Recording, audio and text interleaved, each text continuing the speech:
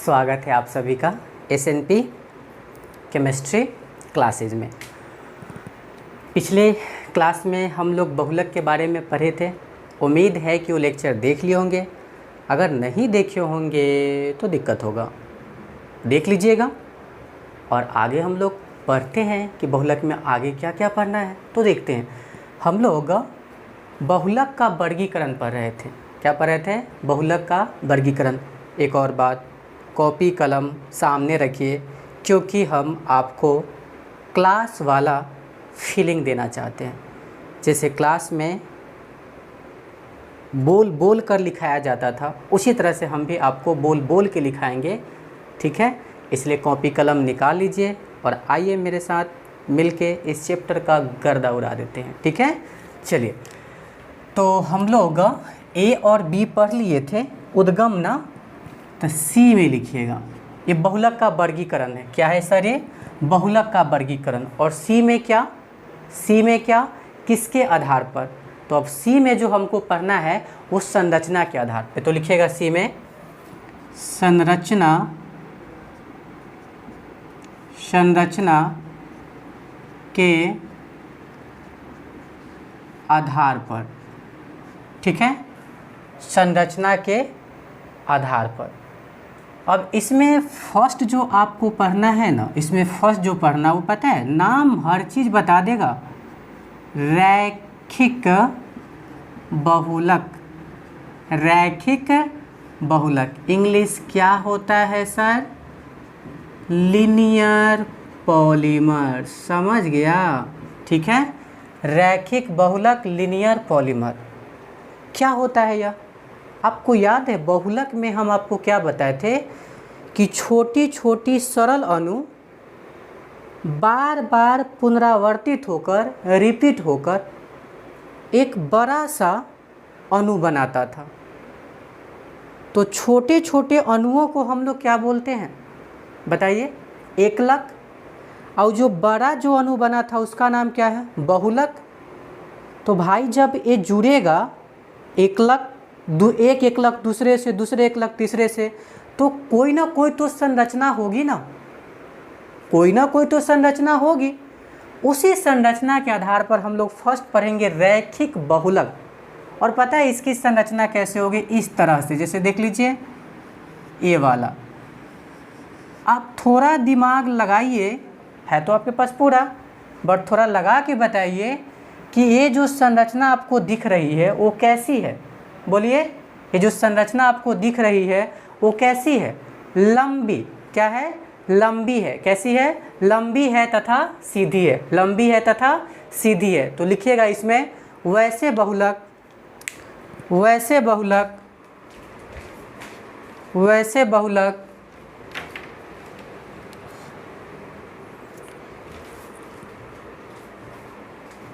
वैसे बहुलक, वैसे बहुलक जिसमें जिसमें एकलक, एकलक आपस में जुड़कर, एकलक आपस में जुड़कर लंबी, लंबी रैखिक, लंबी रैखिक श्रृंखलाएं, लंबी रैखिक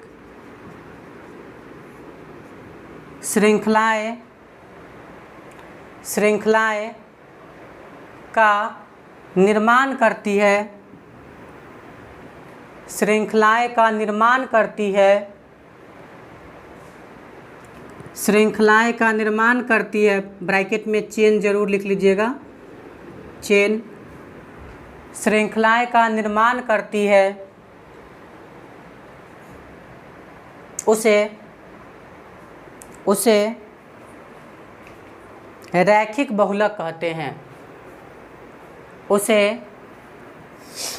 रैखिक बहुलक कहते हैं। आ गया समझ में? क्या बताएं? देखिए, एकलक आपस में जुड़कर, एक दूसरे से जुड़कर कैसी श्रृंखला बना रही है? बोलिए, लंबी सीधी। ठीक है, इसी को क्या बोलेंगे, रैखिक। क्या सर इसका डिफिनेशन एग्जाम में परिभाषा आएगा? ना, इसकी परिभाषा नहीं आएगा। क्यों? अबे गधों को पता है, रैखिक बहुलक नाम ही बता रहा है कि इसमें रैखिक श्रृंखला होगा, तो ये नहीं। हाँ, एग्जाम्पल क्या होगा, तो इसका एग्जाम्पल लिख लीजिएगा। इसका एग्जाम्पल होगा उच्च घनत्व पॉलीथीन। इंग्लिश क्या हो जाएगा, हाई डेंसिटी पॉलीथीन। शॉर्ट में इसको क्या बोलेंगे ज़रा बोलिए तो, और करके लिख देते हैं HDP। ठीक है, S से हाई, D से डेंसिटी और P से पॉलीथीन। और एग्जाम्पल लिखना है तो लिख लीजिए नायलॉन, और एग्जाम्पल लिखना है तो लिख लीजिए PVC, और एग्जाम्पल लिखना है तो लिख लीजिए पॉलीस्टाइरीन, और एक तो आपको भी पता रहता है इत्यादि। लेकिन क्या सर सब याद रखेंगे? नहीं, बस ए वाला याद रखिएगा, बुर्बक नहीं बनना है।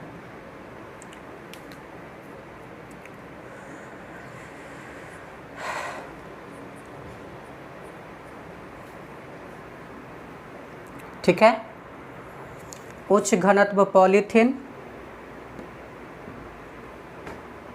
हो गया।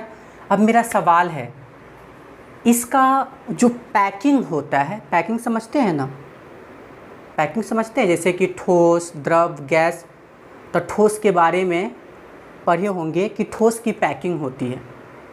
पैकिंग का मतलब होता है कि ये स्फीयर, अणु परमाणु आयन जो होते हैं उसको हम इस तरह से सजाए कि कोई व्यवस्था बन जाए, और हम चाहते हैं कि वो परमाणुओं के बीच की जो खाली जगह हो वो कम से कम रहे। सिंपल भाषा में, बोरी में हम लोग पैकिंग करते हैं ना, कार्टून में हम लोग पैकिंग करते हैं ना, क्या मकसद रहता है कि ज़्यादा से ज़्यादा खाली जगह को भरो, क्योंकि अगर खाली जगह होगी तो वह पैकिंग उतना अच्छा नहीं कहलाएगी।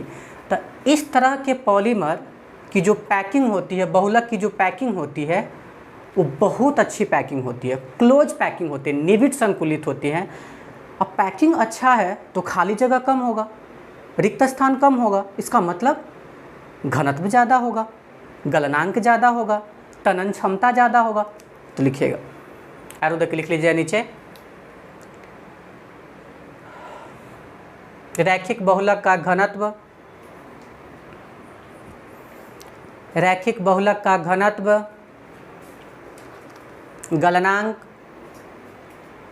गलनांक तथा तनन क्षमता उच्च होती है,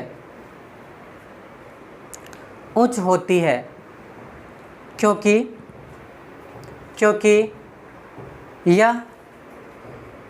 यह निबिड संकुलित, क्योंकि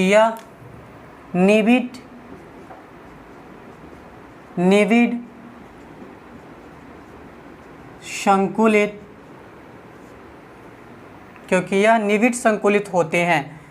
इंग्लिश लिख लीजिएगा, क्लोज पैक्ड।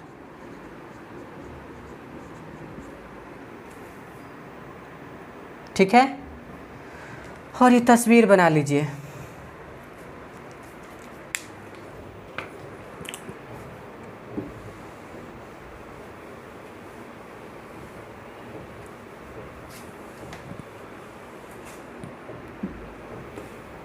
चलिए रुक के बना लीजिएगा। तो यहाँ से क्वेश्चन क्या बनेगा, क्वेश्चन ये बनेगा कि उच्च घनत्व पॉलीथीन किसका उदाहरण है। तो ध्यान रखिएगा, रैखिक बहुलक का। और इसका घनत्व ऊंचा क्यों है? क्योंकि इसमें जो संरचना होती है वह कैसी होती है, रैखिक होती है, सीधी होती है, इसलिए इसका पैकिंग क्लोज होता है। इसका पैकिंग क्लोज होता है, हिंदी में निबिड संकुलित होते हैं। ठीक है, अब दूसरा लिखिए, 2 नंबर में हम लोग लिखेंगे, दूसरा टॉपिक लिखिएगा शाखित श्रृंखला बहुलक। 2 नंबर में लिखेंगे शाखित श्रृंखला बहुलक, शाखित श्रृंखला बहुलक और ब्रांच्ड चेन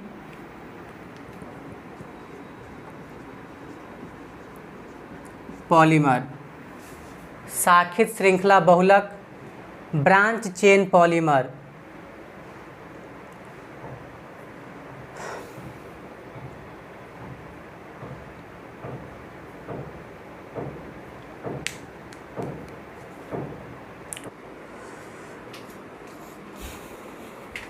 चलिए दूसरा लिखिएगा, शाखित श्रृंखला,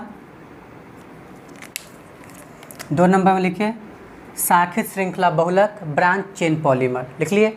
चलिए अब देखिए, ये आप समझ रहे हैं ना, रैखिक है ना। अब इसी में देख लीजिए, अगर एकलक आपस में जुड़कर रैखिक के साथ साथ कुछ शाखित श्रृंखला भी बनाए तब उसी को बोलते हैं शाखित श्रृंखला बहुलक। तो लिख लीजिएगा, परिभाषा लिखिए, वैसे बहुलक जिसमें एकलक आपस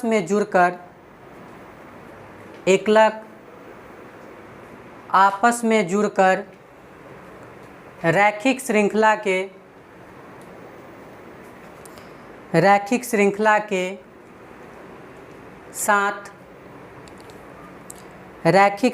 के साथ शाखित श्रृंखलाएं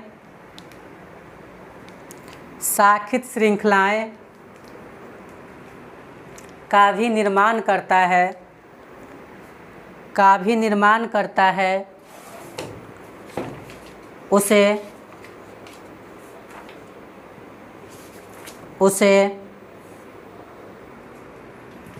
शाखित श्रृंखला बहुलक कहते हैं। ठीक है, उदाहरण लिख लीजिए इसका। अब इसका पैकिंग अच्छा नहीं होगा तो आप समझ गए, इसका घनत्व कम हो जाएगा। तो इसका उदाहरण क्या हो जाएगा, निम्न घनत्व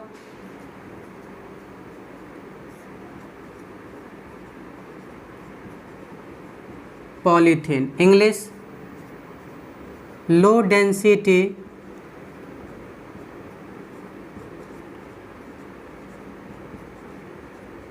पॉलीथीन, शॉर्ट में क्या लिखेंगे, LDP। और बोलिए स्टार्च, और बोलिए ग्लाइकोजन। ये ग्लाइकोजन क्या है, कार्बोहाइड्रेट एक प्रकार का है जो जीव जंतु में होते हैं। निम्न घनत्व पॉलीथीन जिसको LDP, स्टार्च, ग्लाइकोजन, ETC। इसको लिख के ही पिक्चर बनाइए जल्दी। और याद किसको करना है, निम्न घनत्व पॉलीथीन को, ध्यान रखिएगा।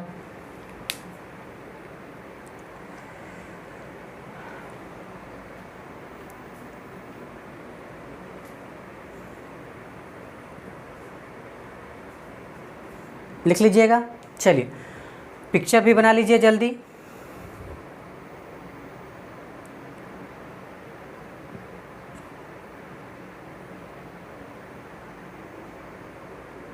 हो गया। अब नीचे लिख लीजिएगा,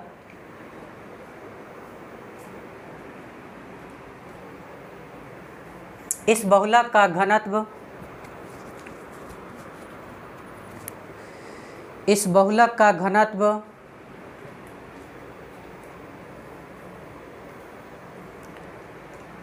गलनांक तथा तनन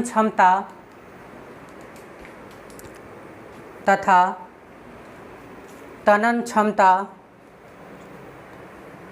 कम होती है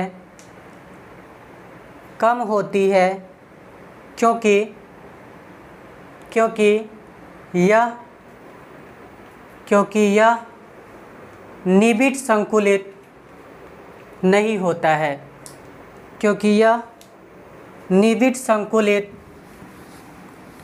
नहीं होता है, निविड संकुलित नहीं होता है। ठीक है, अब इसका तीसरा देखिए, 3 नंबर में अब हम लोग पढ़ते हैं, इसका थर्ड है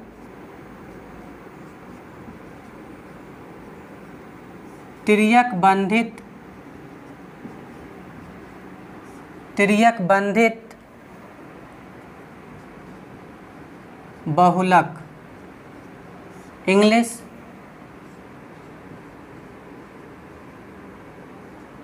cross linked polymer, cross link polymer लिखिए, तिर्यक बंधित बहुलक cross link polymer, cross link polymer,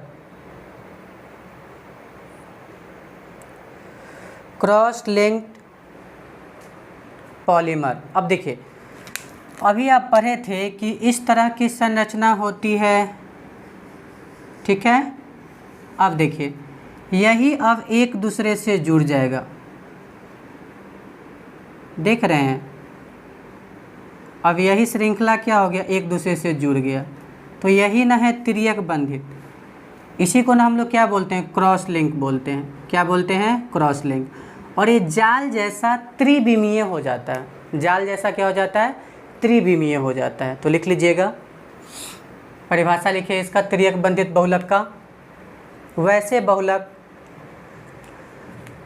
बहुलक जिसमें एकलक इकाइयाँ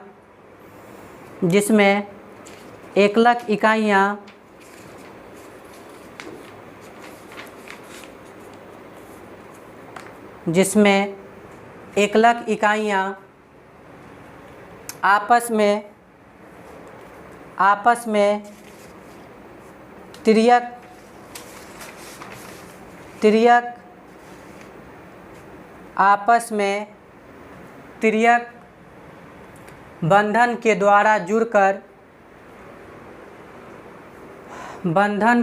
जुड़कर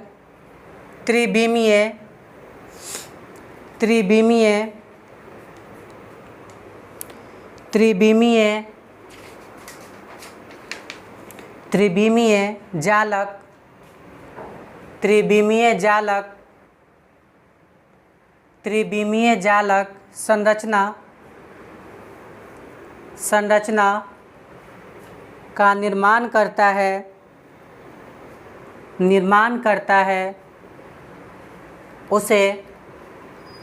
उसे तिर्यक बंधित बहुलक कहते हैं, उसे तिर्यक बंधित बहुलक कहते हैं, तिर्यक बंधित बहुलक कहते हैं।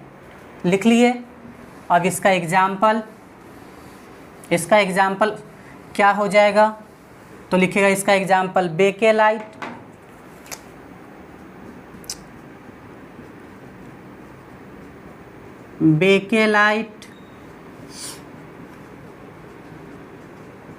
मेलामाइन ETC, और पिक्चर बना लीजिएगा।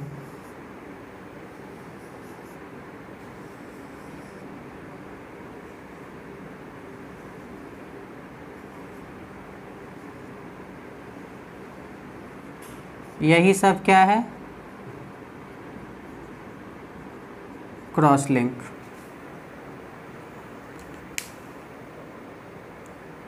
क्रॉस लिंक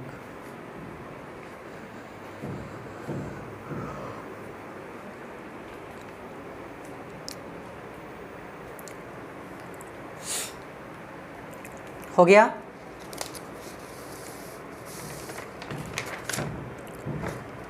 चलिए, अब एक बार हम सब इस सब का रिवीजन कर लेते हैं। ज़रा बताइए एक बार, रैखिक बहुलक का मतलब क्या, बोलिए जल्दी सिन्हा।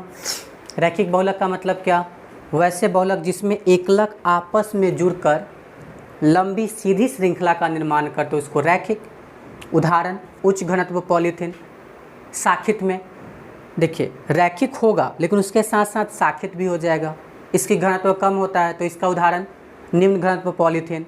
और तिर्यक बंधित में एकलक इकाइयाँ आपस में जुड़कर आपस में जुड़कर जो श्रृंखलाएं बनाएगी वह त्रियक बंधन के द्वारा जुड़कर जाल जैसा संरचना करती। कैसी? नेटवर्क, 3 डायमेंशनल, त्रिविमीय। ठीक है, और इसका उदाहरण बेकेलाइट और क्या, मेलामाइन। कोई प्रॉब्लम? अब नेक्स्ट क्लासिफिकेशन में लिखिएगा, डी में लिखिएगा अंतर आणविक, डी में लिखिए अंतर आणविक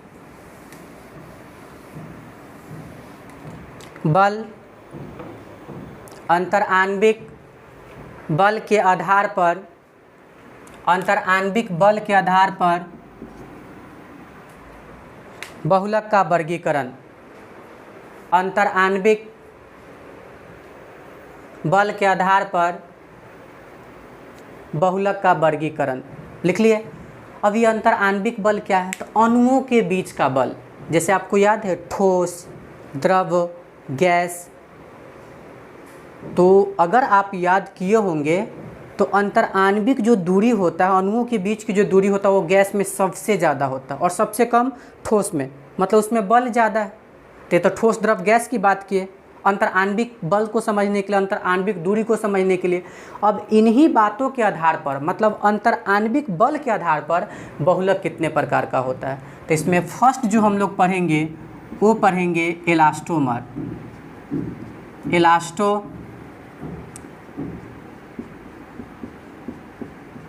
इलास्टोमर तो लिखिएगा फर्स्ट,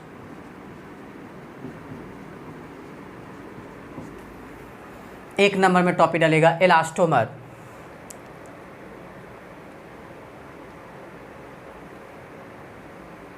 इलास्टोमर लिख लिए।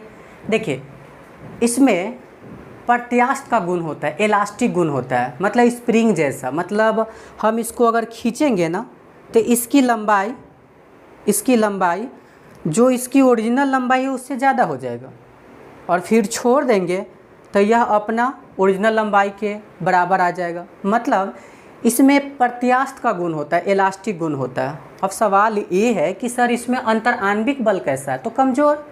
तब तो हम आसानी से इसको क्या कर सकते हैं, खींच सकते हैं, फिर छोड़ेंगे, स्ट्रेच, डिफॉर्म कर सकते हैं, इसकी लंबाई को बढ़ा सकते हैं, इसकी लंबाई को घटा सकते हैं, जो इसका ओरिजिनल लंबाई है। तो ऐसा क्यों? क्योंकि इसमें प्रत्यास्थ का गुण है और इसमें दुर्बल अंतर आणविक बल है। कैसा? दुर्बल अंतर आणविक बल है। कोई प्रॉब्लम? तो लिखिएगा इलास्टोमर में परिभाषा लिखिए, वैसे बहुलक जिसमें बहुलक श्रृंखलाएं परस्पर दुर्बल अंतर आणविक बल के द्वारा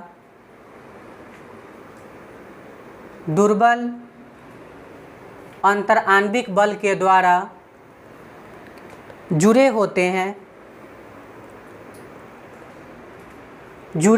हैं उसे इलास्टोमर कहते हैं। उसे इलास्टोमर कहते हैं। अथवा करके लिख लीजिएगा एक और परिभाषा, वैसे बहुलक जिसमें प्रत्यास्थ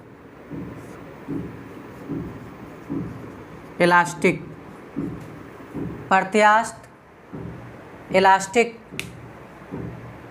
गुण उपस्थित होती है, उसे इलास्टोमर कहते हैं। ठीक है। अब इसका उदाहरण तो सब रबर हो जाएगा, तो लिख लीजिएगा रबर का एग्जाम्पल। सब पढ़ेंगे रबर, तो टॉपिक बना के पढ़ना आपको। तो इसका एग्जाम्पल क्या हो जाएगा? तो लिखिएगा फर्स्ट प्राकृतिक रबर। ठीक है।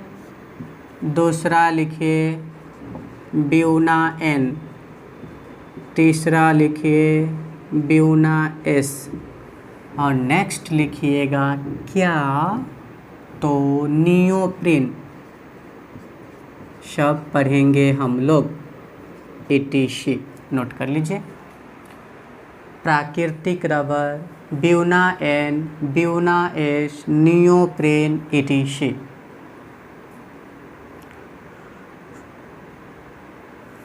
हो गया? कोई दिक्कत, कोई प्रॉब्लम, कोई समस्या? नेक्स्ट टॉपिक डालिए, रेशा अथवा तंतु।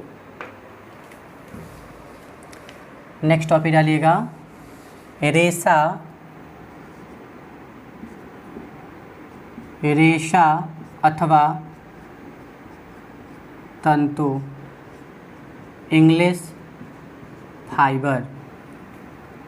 फाइबर देखिए, इसमें जो बहुलक श्रृंखलाएं हैं वह परस्पर मजबूत अंतर आणविक बल के द्वारा, उसमें दुर्बल था, इसमें मजबूत है, सबल है, ठीक है। और उस अंतर आणविक बल में फेमस कौन है? तो पहला तो है जो यहाँ पर काम करेगा, हाइड्रोजन बंधन। याद है आपको? नहीं याद है तो देख लीजिए। हाइड्रोजन और फ़ोन के बीच का जो बंधन होता है इसी को हम लोग क्या बोलते हैं? सर ये फ़ोन क्या है?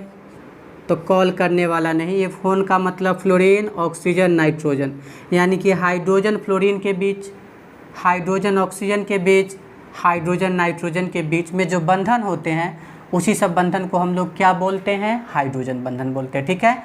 और एक और होता है द्विध्रुव,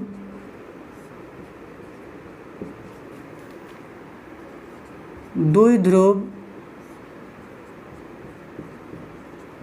पारस्परिक क्रिया, ठीक है। ये क्या होता है? तो देखिए सर, HCl है ना, यहाँ पर क्या है? एक इलेक्ट्रॉन यहाँ है, एक इलेक्ट्रॉन यहाँ है, तो दोनों आपस में साझेदारी किए हुए, ठीक है। लेकिन क्लोरीन की ताकत ज़्यादा होती है इलेक्ट्रॉन खींचने का, तो यह मान लीजिए दो इंसान एक रस्सी पकड़े हुए, ताकतवर की तरफ वायरस झुकाएगा ना वो, तो इस इलेक्ट्रॉन को अपनी तरफ खींचेगा तो दहेज में माइनस मिलेगा, क्योंकि इलेक्ट्रॉन ऋणात्मक, तो इस पर कौन सा चार्ज होगा? प्लस। तो देखिए तो ध्रुव बन गया ना, पोल बन गया ना, तो एक पोल दो पोल, तो द्विध्रुव द्विध्रुव, और प्लस माइनस के बीच में क्या है? आकर्षण। प्लस माइनस के बीच में क्या है? आकर्षण। समझ में आया? तो यह जो साझेदारी है वह साझेदारी इक्वल नहीं है, समान साझेदारी नहीं है, असमान है। क्यों? क्योंकि क्लोरीन में इलेक्ट्रॉन खींचने की क्षमता होता है, इलेक्ट्रॉन खींचेगा तो माइनस, तो इस पर क्या हो जाएगा? प्लस, क्योंकि इसके इलेक्ट्रॉन को उधर ले गया तो यहाँ प्लस और उधर क्या हो जाएगा? माइनस। अब ये देखिए, प्लस प्लस के बीच, प्लस माइनस के बीच में आकर्षण होता है, वही क्या कहलाता है? पारस्परिक क्रिया। और किसके बीच में? एक ध्रुव दो ध्रुव, क्योंकि जब प्लस माइनस आ जाते हैं तो वो क्या कहलाता है? ध्रुव कहलाता है। तो लिख लीजिएगा, परिभाषा लिखे, वैसे बहुलक जिसमें बहुलक श्रृंखलाएं, जिसमें बहुलक श्रृंखलाएं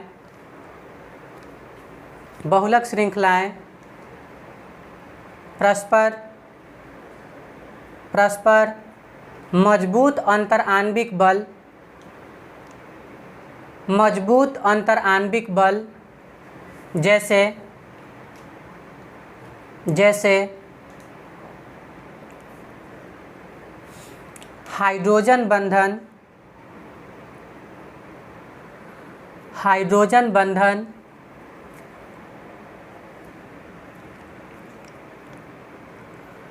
द्विध्रुव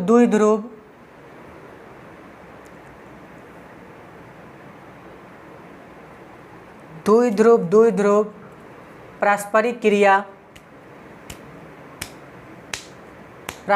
क्रिया के द्वारा जुड़े होते हैं, उसे रेशा अथवा तंतु कहते हैं। उसे रेशा अथवा तंतु कहते हैं। रेशा अथवा तंतु कहते हैं।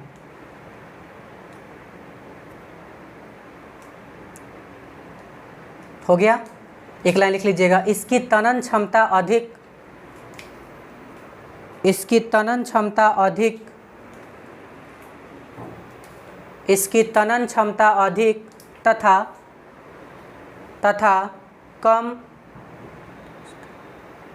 कम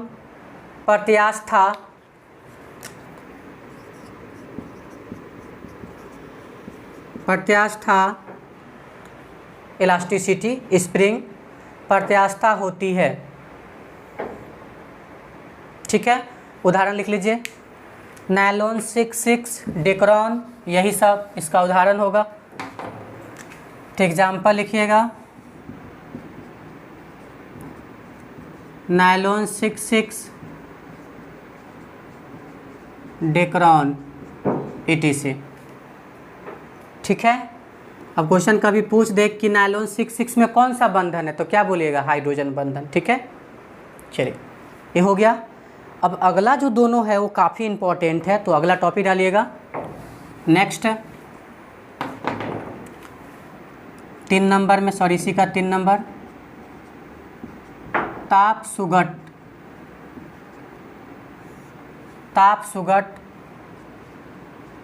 बहुलक,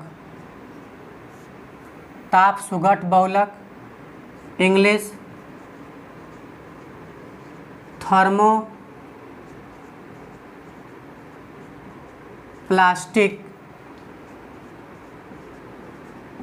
पॉलीमर, थर्मोप्लास्टिक पॉलीमर। इसको आप ऐसे भी लिख सकते हो, थर्मो प्लास्टिक बहुलक। ठीक है, बड़ा आसान सा है और बहुत जल्दी ख़त्म करते हो। यह वह बहुलक है जिसको अगर आप गर्म कीजिएगा ना तो मुलायम हो जाएगा। कमाल की बात है, गर्म कीजिएगा तो मुलायम हो जाएगा और ठंडा करेंगे तो कठोर हो जाएगा। इसी को बोलते हैं ताप सुगट बहुलक। मतलब इसका उपयोग बार बार कर सकते हैं। कचरा वाला देखते हैं, प्लास्टिक ले जाता है। क्यों ले जाता है? क्योंकि उसको पता है कि जो टूटा फूटा सामान आप उसको दिए हैं, उसको कोई अगला इंसान जो कारखाना चला, फैक्ट्री में क्या करता होगा, उसको गला देता होगा और गलाने के बाद पिघलाने के बाद फिर उससे कोई नया चीज़ बना लेता होगा, क्योंकि पता है कि गर्म करेंगे तो ये गल जाएगा, मुलायम हो जाएगा, आप फिर ठंडा करेंगे तो कठोर हो जाएगा।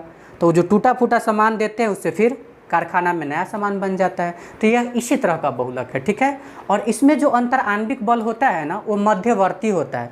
इलास्टोमर से मजबूत और रेशा या तंतु से कमज़ोर, क्योंकि वो निर्बल है। अगला सबल है तो ये मध्यवर्ती होगा। तो लिख लीजिएगा, इसका परिभाषा लिखिए, वैसे बहुलक जिसे गर्म करने पर मुलायम तथा ठंडा करने पर कठोर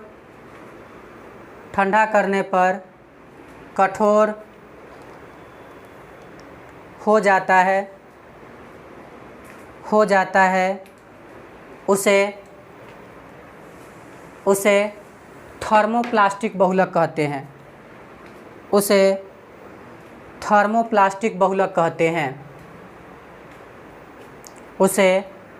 थर्मोप्लास्टिक बहुलक कहते हैं। पैराग्राफ चेंज करके नीचे लिखे, इस प्रकार के बहुलक में अंतर आणविक बल इलास्टोमर से मजबूत तथा रेशा अथवा तंतु से कमज़ोर होता है। रेशा अथवा तंतु से कमज़ोर होता है, अर्थात इनमें अंतर आणविक बल इलास्टोमर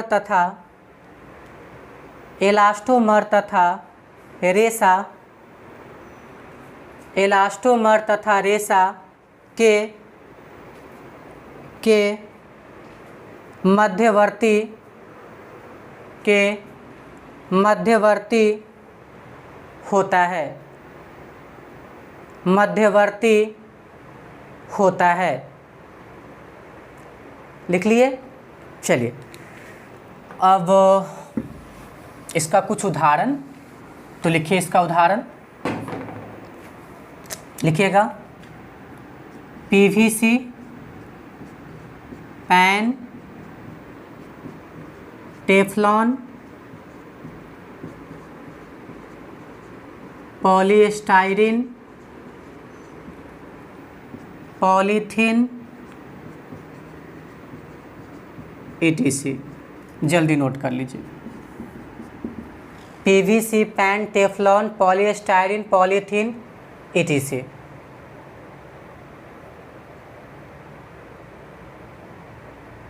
हो गया। नीचे लिख लीजिएगा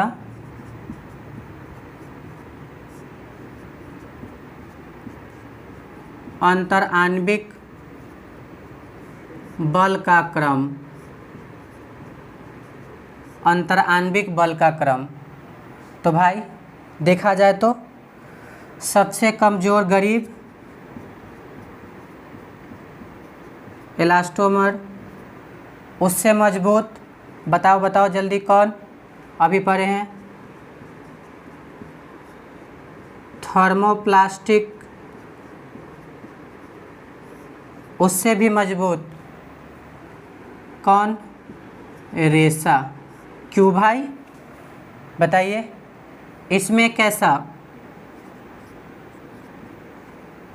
दुर्बल है ना, इसमें कैसा, मध्यवर्ती, और इसमें कैसा, सबल,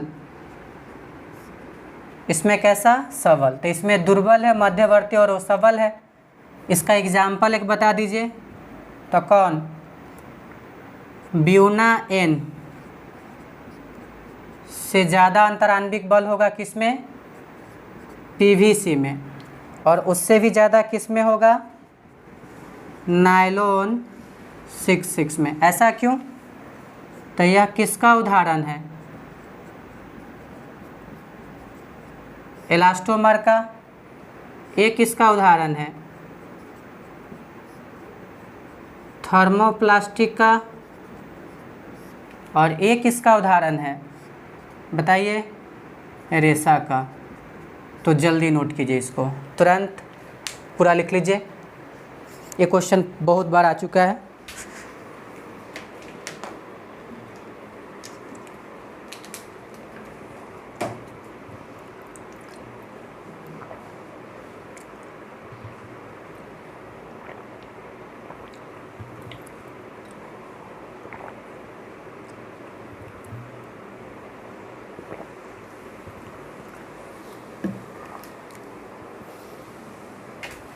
ठीक है, चलिए वो आप रोक के लिख लीजिएगा, हटाते हैं तब तक। नेक्स्ट लिखिए 4th नंबर, उसी वर्गीकरण का चौथा, ताप दृढ़। और ऐसे लिखते हैं थर्मोसेटिंग बहुलक। और क्या बोलता है, ताप दृढ़, और क्या बोलता है, उष्मा दृढ़। ये भी नाम से ये सब जाने जाता है, ये भी नाम से ये सब जाने जाते हैं। ठीक है, थर्मोसेटिंग बहुलक, इंग्लिश में यही होता है, ताप दृढ़, उष्मा दृढ़ बहुलक। कोई दिक्कत, देखिए कुछ ऐसे भी प्लास्टिक होते हैं, ऐसे भी बहुलक होते हैं जिसको गर्म कीजिएगा ना तो उसमें अस्थायी परिवर्तन होगा। मतलब कमीना इतना बदमाश होता है कि अगर आप उसको जलाइएगा तो वो जल जाएगा और हार्ड हो जाएगा, लेकिन मुलायम वाली बात नहीं होने वाला है, परिवर्तन अस्थायी होगा। जैसे विद्युत का जो स्विच देखते हो, सब इलेक्ट्रिक स्विच जो होता है, उसको जलाइएगा, उसको गर्म कीजिएगा तो मुलायम नहीं होने वाला, अस्थायी परिवर्तन। एक्चुअली में गर्म करते वक्त क्या हो जाता है ना, ये त्रियक बंधित हो जाते हैं, और त्रियक बंधित समझ रहे हैं, पढ़ाए हैं अभी तुरंत। तो लिखिएगा इसमें, वैसे बहुलक जिसे गर्म करने पर वैसे बहुलक जिसे गर्म करने पर अस्थायी परिवर्तन होता है, अस्थायी परिवर्तन होता है, उसे थर्मोसेटिंग बहुलक कहते हैं। उसे थर्मोसेटिंग बहुलक कहते हैं। आगे लिखिएगा, इस प्रकार के बहुलक को जब गर्म किया जाता है तो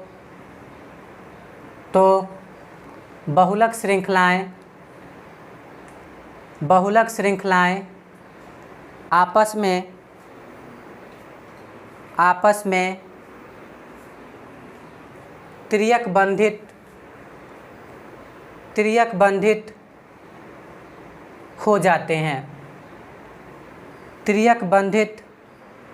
हो जाते हैं, एक लाइन और लिखिएगा, ये कठोर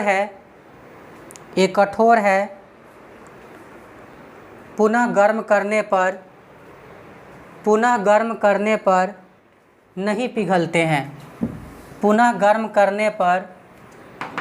पिघलते हैं, ठीक है। एग्जाम्पल लिखिएगा, बेकेलाइट, मेलामाइन, और लिखना है यूरिया फॉर्मल्डिहाइड, और एक आपको पता है ATC। यही सब इसका एग्जाम्पल है।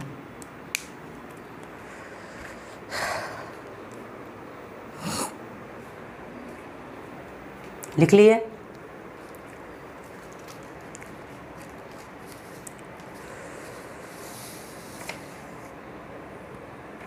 हो गया? चलिए अब दोनों में अंतर लिख लेते। लिखिएगा, थर्मोप्लास्टिक तथा थर्मोसेटिंग बहुलक में अंतर। थर्मोप्लास्टिक तथा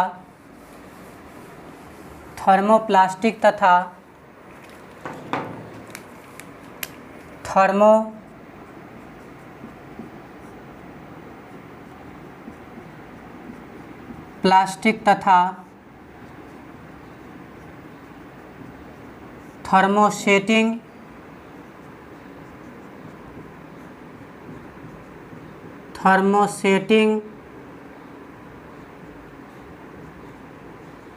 बहुलक में अंतर, ठीक है। VVI कर दीजिएगा। फर्स्ट लिखिए, थर्मोप्लास्टिक बहुलक और थर्मोसेटिंग बहुलक में अंतर। फर्स्ट में लिखिए, इसे गर्म करने पर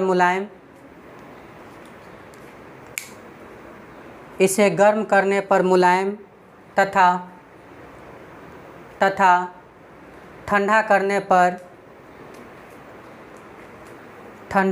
पर कठोर हो जाता है तथा ठंडा करने पर कठोर हो जाता है। इधर लिखिएगा, इसे गर्म करने पर अस्थायी परिवर्तन होता है। हो गया? अगला लिखिएगा, इसका उपयोग बार बार किया जा सकता है। उधर लिखिएगा, इसका उपयोग बार बार नहीं किया जा सकता है। इसका उपयोग बार बार नहीं किया जा सकता है, ठीक है। अगला देखिए, यह उत्कर्मणीय, समझ गए होंगे,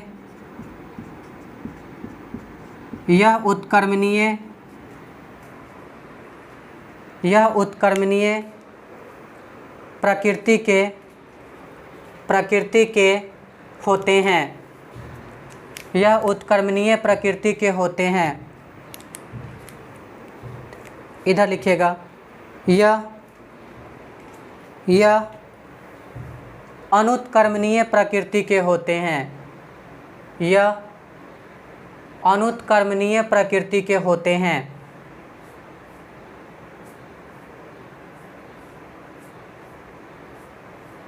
हो गया, यह अनुत्क्रमणीय प्रकृति के होते हैं।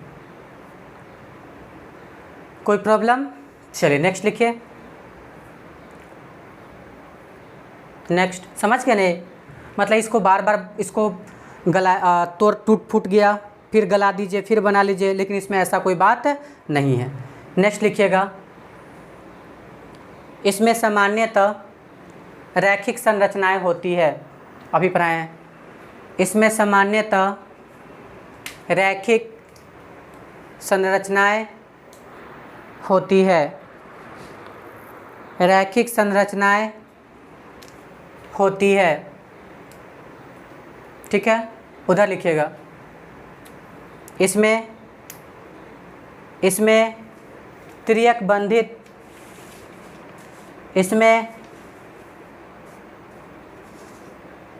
इसमें ऐसे लिखिए, इसमें त्रिविमीय त्रियक बंधित, इसमें त्रिविमीय 3 डायमेंशनल त्रिविमीय त्रियक बंधित संरचनाएं होती है। समझ गए?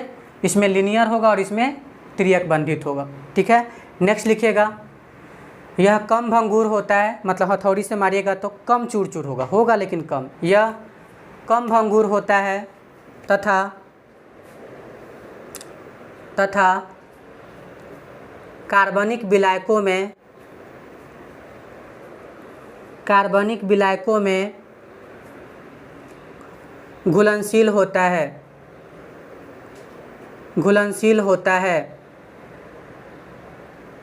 कार्बनिक विलायकों समझते हैं ना, alcohol, ether, carbon tetrachloride, diesel, petrol, ये सब। उधर लिखिए, यह अधिक भंगुर होता है, हथौड़ी मारिएगा चूर चूर हो जाएगा बहुत ज़्यादा। यह अधिक भंगुर होता है तथा कार्बनिक विलायकों में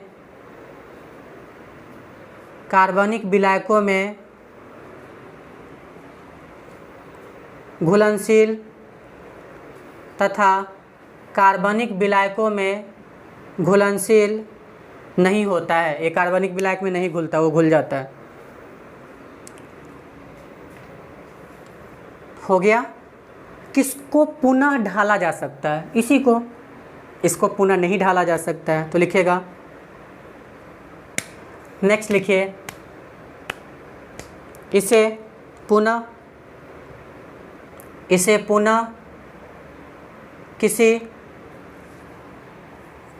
किसी भी आकार में ढाला जा सकता है।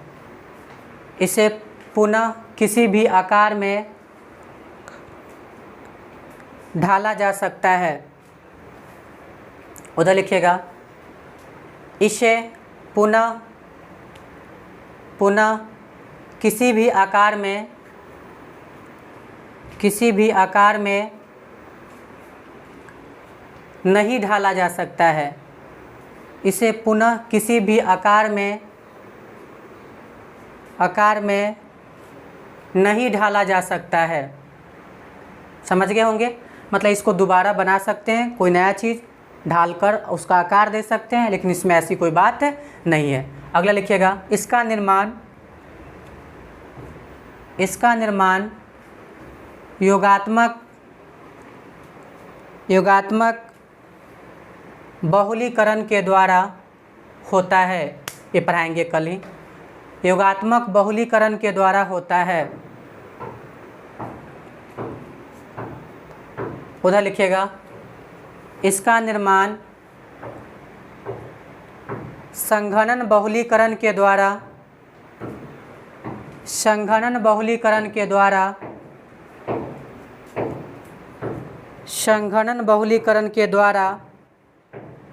होता है, ये भी पढ़ाएंगे। संघनन बहुलीकरण के द्वारा होता है। और अंत में लिख लीजिएगा उदाहरण। अंत में क्या लिखिएगा? उदाहरण।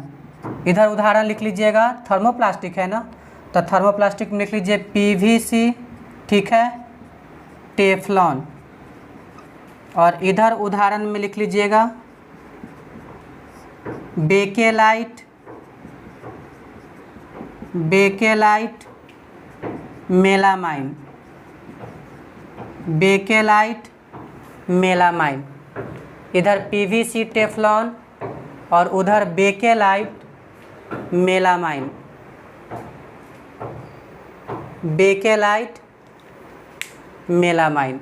हो गया। बोर्ड में एक बहुत इंपॉर्टेंट क्वेश्चन आता है, तो इस पे कल कुछ क्वेश्चन भी हम लोग डिस्कस करेंगे, फिर नया टॉपिक स्टार्ट करेंगे। चलिए, तब तक के लिए ऑल द बेस्ट। लिख लिए? तुमको लगता है कि श्रृंखला गलत हो गया?